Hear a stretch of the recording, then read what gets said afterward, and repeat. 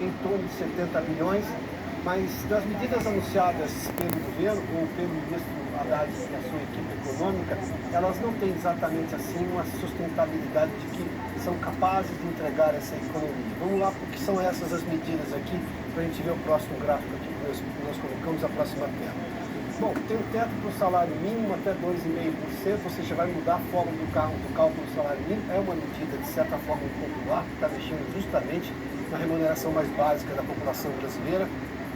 Novas regras para acessar esse benefício de proteção continuada, que é justamente aquela renda das pessoas mais pobres. Aqui é justamente para tentar evitar fraude.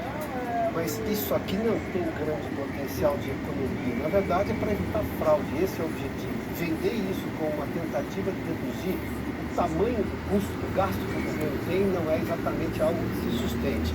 Limitação da previdência de militares também é uma coisa muito pequena. A economia gerada é muito baixa, embora sim traga ali uma certa equanimidade, um tratamento equânime entre militares e civis.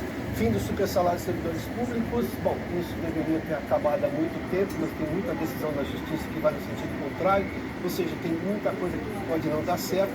Ajuste de 18 bilhões em subsídios e subvenções, ou seja, foi muito mais um remanejamento de despesas e de gastos do que propriamente, digamos, enfrentar o problema da máquina pública brasileira, que já vinha sendo enfrentado desde o governo Temer, depois da tragédia econômica de Dilma Rousseff, do Estado inchado. Este governo não teve essa coragem. Incrível que ninguém está falando desses pontos aqui. Podemos mostrar aqui, Vivi, por gentileza? O que importa realmente para mudar de forma paradigmática essa questão do gasto brasileiro?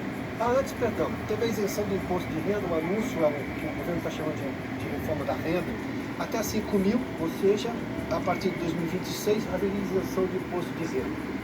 Essa medida tem que ser discutida com o Congresso, como todas as outras também. E imposto de 10% de renda a partir de 50 mil, de quem recebe mais do que 50 mil reais. Seria daqui que sairia, digamos, o dinheiro para pagar essa isenção de até 5 mil. A conta está difícil de fechar, mas enfim, o governo está apostando nisso e isso, óbvio, vai ter uma discussão também no Congresso Nacional. Mas falando justamente sobre a capacidade de ser austero, de ser responsável com as contas públicas, o governo nessa entrevista coletiva, nem o ministro Haddad, nem de seus técnicos, e tão pouco no pronunciamento dele, ministro da Fazenda, ontem, falou de pontos essenciais, que é o que realmente interessa. Vamos lá, temos aqui, pode ser, Vivi, os pontos que faltaram ao governo. Antes dessa comparação, me dá outra tela, por gentileza. Avança um pouquinho que eu já volto nesse ponto aqui, porque interessa. Não, temos uma outra tela que é justamente sobre as questões dos quadradinhos que o governo deixou de citar. Temos aí, por gentileza, a outra tela, só para a gente mostrar, ou não temos? Não tá. Então tudo bem, volta então na tela anterior.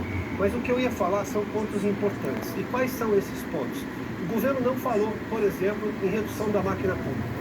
O governo não falou em eficiência da máquina pública e tampouco falou em reforma administrativa. Essas sim seriam medidas, com competência para reduzir o gasto público no longo prazo e mudar de forma paradigmática a realidade da gestão PT. Isso estava sendo feito lá no governo Temer, continuou sendo feito no governo Bolsonaro, apesar da pandemia, tanto que o país entregou, Bolsonaro, por exemplo, entregou com superávit 54 bilhões. Uma dívida em queda de 70,7% em relação ao PIB.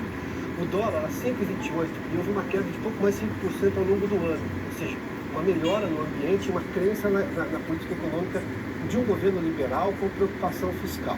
Agora para o governo Lula, déficit até agora 105 bilhões, sem contar os 230 do ano passado. Dívida PIB já subiu a 78,3% e vai subir mais ainda, segundo a projeção do próprio governo. Pode passar de 81%. E o dólar hoje bateu na casa dos 6.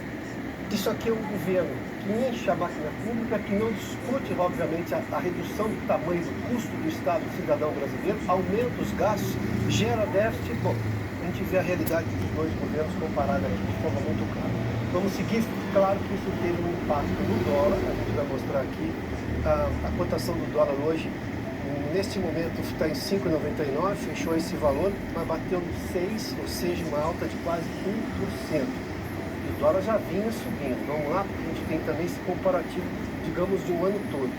Em dezembro de 2023 estava em 4,80. 4,80. Tinha baixado, subiu para 6 hoje, na máxima, agora, neste novembro, depois de todo esse pacote, que foram mais de 2 meses de discussões internas do governo, e apesar disso, o pacote foi muito menos do que deveria o governo entregar. Não só o que a sociedade espera, mas o que o governo deveria entregar do ponto de vista de responsabilidade fiscal. Claro que isso teve impacto também na Bolsa de Valores. Temos aí os dados da Bolsa de Valores. Hoje a Bolsa caiu, aqui 1,82, 125.347. A explicação da Bolsa em queda